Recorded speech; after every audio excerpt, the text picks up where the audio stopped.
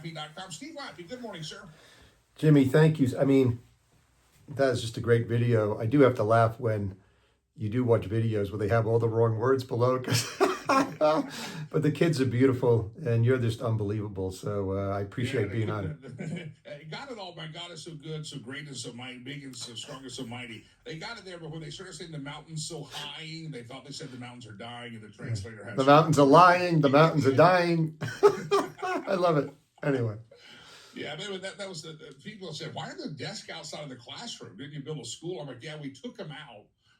And we did a deep cleaning. New Year's Eve, actually, we did a deep cleaning. I was down on my hands and knees. My son was there. We were wiping windows and mopping floors, and we joined with the people of the community. It was our community service. That's why the desks were outside. Yeah, and my daughter Jessica, who is 19, a true 4.0 student at CSU, will delay going to law school. She will join the Peace Corps and will go to Rwanda on May 31st. So she will actually be fairly close to where you are. So I think you will see her at some point. Yeah, I'm planning a couple of trips over there this year, so I will make sure. She'll be there for 2 years. Yeah. So anyway.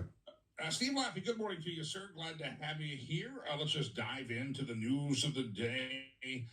I'm sure you've been following some of the things. I'm just pulling up your notes here, some of the things of the day. But let me get your take on this thing. They finally got to passing kind of a budget framework in the House of Representatives. Supposedly it meets the Doge priorities and trimming the size of government. At least they got the framework done. But it's a hurdle to get man. These members of Congress are slow. They haven't passed a real budget since 1997. Well, there's only one congressman left, one in the House of Representatives, who would vote against such monstrosities as increasing the debt this year. Tom Massie, if you want to go watch the video, walked in leaning no, walked out and said, I'm a definite no. There's 435 congressmen. The budget debt this year as a percentage of gross domestic product is running at 6.1%. These are war-like numbers. These are World War II numbers when you're funding a war to save the free world, not when the economy's growing at 2 to 3%, as it has been. So Massie walks out and everybody else votes for it. They all vote for it, right? So there's this one guy who says, listen, and this is what I mean. First of all, Massie doesn't know how to convince other people to vote this way. He doesn't go to the steps. He doesn't take people out. He just goes home and lives in his electric home or whatever he does, right? The solar panel home he has. He's an MIT graduate, very libertarian guy. But the deficit's going to increase by $368 billion this year alone if they pass this budget. So talking about the Doge thing, it doesn't really matter what they do. They could almost do away with Social Security, which is not going to do it. It wouldn't matter that much. They're talking about $100 billion of savings and all this extra spending. And I don't even know what people could possibly be thinking. I'm at the point now where I have no idea what they're going to do when the whole world cracks up. As I told you 2 months ago, everybody in the show, when you first started, or when I said the dollar's going to get weaker. Guess what? The dollar's getting weaker.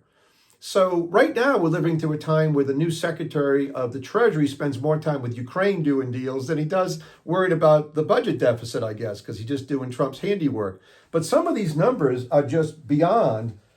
The 2034 debt to GDP ratio be 116. The CBO is warning not to have to believe the CBO and anything because they don't have any recessions. But these things are going to go out another 10 years and they're going to estimate no recession as we're about to head into one, it looks like. So they're just going to blow, everybody listen, they're just going to blow it out until you scream. And you're only going to scream not about the price of eggs. You're only going to scream when the mortgage rates are 10%. And by then, it's just too late, folks. It's just going to be too late. It's fascinating to watch how all of us, maybe not you, especially because you have a bigger grip on this, everybody gets caught up in the talking points. When your guy's in charge, your guy's in the White House, right. You don't mind budget deficits. When the other guy's in the White House, you mind budget deficits. You want to scream about Doge. We support Doge, but we hate Doge. It's like just whatever our party says to us is what most people stand in the peanut galleries are cheering about, and yet it's the same thing you would be critiquing if the other guy were in the White House. That's exactly right. That's exactly right. So, for example, just some of the numbers that came out from Massie himself. extending the 2017 Trump tax cuts, which, as you know, in 2017 on your show, I was against. I want a new tax code. I want a fair tax. I want to capture a lot more money, which is what we need. I don't want to take anybody off the tax rolls. I think everybody should pay something. If they're making 30 grand, they can still pay $300. That's my feeling. But the extending it is $3.5 trillion, implementing new tax reductions $1 trillion, increasing spending by $100 million. The debt ceiling is going to go away. Now, who knows what's going to happen when they finally do this? But there has to be. I don't know what the guardrails are. The guardrails are totally off. And to think that there's only one. By the way, no one from what do they call these Freedom Caucus people, right? The wrestler from Ohio. None of the Freedom Caucus people are against this, right? There's 38 of them. If Massie's in that group, that's 1 out of 38. You think 38 people would stand up and say, no. And you think by now, when Trump would actually, if someone could get in his ear, might be for this.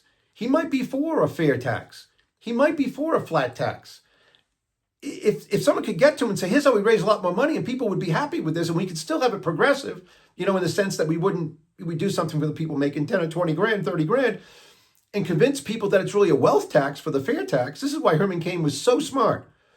But we're not even trying. In other words, the tax code that you all are filling out right now, that really rich people are taking advantage of. Doesn't matter if they're milk producers, doesn't matter where they are, doesn't matter what farm they own, right? Doesn't matter what's going on. You know that everybody's taking advantage of it. And illegal aliens are still buying bubble gum and stuff in this country and not paying any taxes. We all know this. We could capture a lot of that. And there's no effort. In other words, there's no real work being done. It's the stupidest thing I've ever seen in my life as we head into what is a calamity. Folks, there can't be a world where the United States of America goes for 20 years without a recession. That's not a world we've ever lived in. So it's fascinating. You're mentioning we're just continuing, it sounds like, to do patchwork, even though our guys in the White House and we run both chambers of Congress, it's patchwork. And what we're going to do, what we're probably going to do is get down to May with the threat of a government shutdown. And screw it, let's just pass a continuing resolution, omnibus bill. We won't know what's in it. And then we've got some bigger picture. You mentioned fair taxes, reforming the tax code, things like that. There's been talk about that. One of the things that's floating around President Trump's head is let's get rid of the income tax. Yes. Let's go back to the tariff system. But those are big picture ideas, and we're still dinking around with a budget that has to be passed before the government shuts down in May, and nobody's ever dealing with the larger issues here. And Trump could be the person that really did this. For example, if tariffs wouldn't raise enough money, that's for sure. The income tax takes in about half of what we need, less than half what we need, half of what we get. But if we just changed it and we made a big push on it, and we really did away with the IRS effectively, except for, there'd be some people left to see who's not paying for the giant boat they bought or whatever, right? Or like, someone like Sheldon Whitehouse, who used to register a boat in Massachusetts, even though he lived in Rhode Island because he avoided some taxes, stuff like that, right? But we could do it. And then we could collect a lot more money. But we're not even trying. This is like not trying. This is like, for example, it's Trump that was against, and because of Trump, we only have a $10,000 deduction on state income taxes for your federal taxes. Thereby really was a great idea, totally hosing the Democratic states that have these giant property taxes, right? Like Rhode Island, New York State. Well, they're going to do away with that. Why? Because there happens to be some congressmen in some of the states who are Republicans, right? There's some conservative district who want it. But that's going to blow out the budget too. We could go through a litany of these things. For example, not taxing tips. I can't even tell you how I can't even tell you how stupid that is. Who are you really like? Wait, what are you doing? So this is where we are, though. This is how reckless everybody's gotten. And when the articles get written, it's just like Massie appears to be, because if you watch reporters ask Massie questions, they ask him the same question they already asked him. It's all he can do, and he does better than I would do, to say, are you stupid? Did you just not hear me? The rosiest scenario is there's a $368 billion increase in the deficit this year. But he doesn't say it that way. I would say it that way. Like, you didn't hear me? Because reporters don't really know what a billion is. That's the other problem. There's no one left that really knows what a billion, let alone a trillion. A little trillion. A little trillion. Let's switch gears here. I Yeah. want to do this other story. I find it fascinating.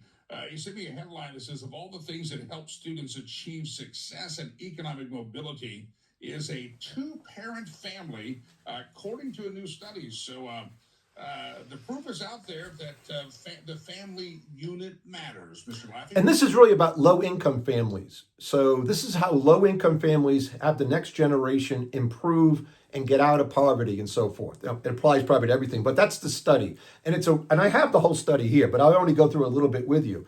But shockingly, the most important thing on a page that I sent you with the variables, not to get into these things, but just to give you some rough numbers, like the variable having two parents in a low-income family in a community that has more two-income parents, not even the same sex, just parents, right? Two of them, allows kids to have more time to learn how to read. All these things you would think are true. But the family of two is a 0.46 correlation. Now, not to get bored, but just compare it to the next number. The community itself is 0.06. Achievement by the parent is 0.16. School friendships are 0.11. The factor of having two parents in the home is 4 to 5 times more important than anything else you can come up with. Now, since the war on poverty in '64, we destroyed all these families right? We put them in high-rise buildings. We gave them money to be divorced. We did all the things. And I only bring this up because one of my great friends sent it to me yesterday, and I'm staring at it. He's like, Laffey, this is what you've been talking about for 20 years. Like, here's another study. And I'm thinking, like, what are we doing to get these people into the middle class? And along the way, we could reward people for having two parents, right? We could do more things than we do, and we don't really focus on it. We don't really have anybody focused on this data today to say, okay, this was wrong. What we did to families from '64 to today, we've got to change and promote two parents in a family, right? But it's a striking number. And for people out there, it's not a surprising number to me. It's just striking that it stares you in the face when you go to again, I'm not going to give people the linear regression models and the dependent variables, but I'm just saying by a factor of 4 or 5, it's the most important thing to get people out of poverty. The next important thing would be to have tax rates, again, flat tax, that when people do get out of poverty, they don't face these 100%, 120% marginal tax rates when they go from making 30 to 40 grand. That would be the second thing. If we could do those two things, America would be well on its way to having a better education system no matter what we did. Because parents pay it. If there's two parents, now, Jimmy, you're a notable exception. Like, we get it. Your kid's an all-star, right? I've been divorced. I get it, right? So these things aren't good for the kids, right? But we overcome it because we work our butts off to do so. In a sense, this is the real thing that saves America in the long term to bring back the middle class. And we aren't focused on that at all. We're focused on tattoos. We're focused on, go to Yahoo and see what they're focused on. They're not focused on this. You would think, and Steve, we'll wrap it up here, but I think you bring up a good, I guess, thought for all of us, that President Trump, as you said, is he has such a mandate, the popularity, the charisma. He's the right guy that yes. Probably champions some of these big changes that we're thinking about, rather than encouraging Congress to just kind of rearrange the deck chairs on the Titanic. I hope that maybe we can get in his ear and say, hey, let's not just talk about a budget for this year. Let's reform the tax code. Let's do some big things. And here's another thing, I criticize Trump about budgets and stuff like that, and he's been married even more than me, let's say, right? So I've been married twice, once for 30 years, and I'm very happily married. And but he has kids that really like him. That's really good, and actually behave well, relatively speaking, right? I don't know much about them myself, but they're not Hunter Biden. No. They're not even Billy Bear. People who are old enough to remember brothers and whatever kids, right? They're not like they're fine. So he has a family that kind of hangs around, likes him, does stuff with him, tries to help him. That would be good to promote because then people say, "Oh, this kid's like him. That's great." Yeah. And so he could do stuff like this. Spewing out stuff left and right all day long is really going to hurt him a year from now. SteveLaffey.com, Laffey, Steve Laffey. Lakey meets Laffey every Wednesday. Steve, God bless you, my friend. I Love you. appreciate you. And Thanks God for all bless you do. I'm really, really very impressive. SteveLaffey.com. Always love having Steve on because he expands your thought processes to not just go with what the party line or what your political party tells you to say. I think that's a very, very good thing. Now, I didn't. Anyway, thank you, Jimmy. He's just a great guy. And another thing, Rivers, I donate every year to this, and I probably should go do something today. But riverspromise.org, he's not joking around. This guy has been raising this kid. He picked him up in Rwanda as a child and brought him home, a baby or something, right? And now he's building like schools, and he goes to Rwanda. The guy's exhausted. So I'm going to go help him out today. I suggest you do that too.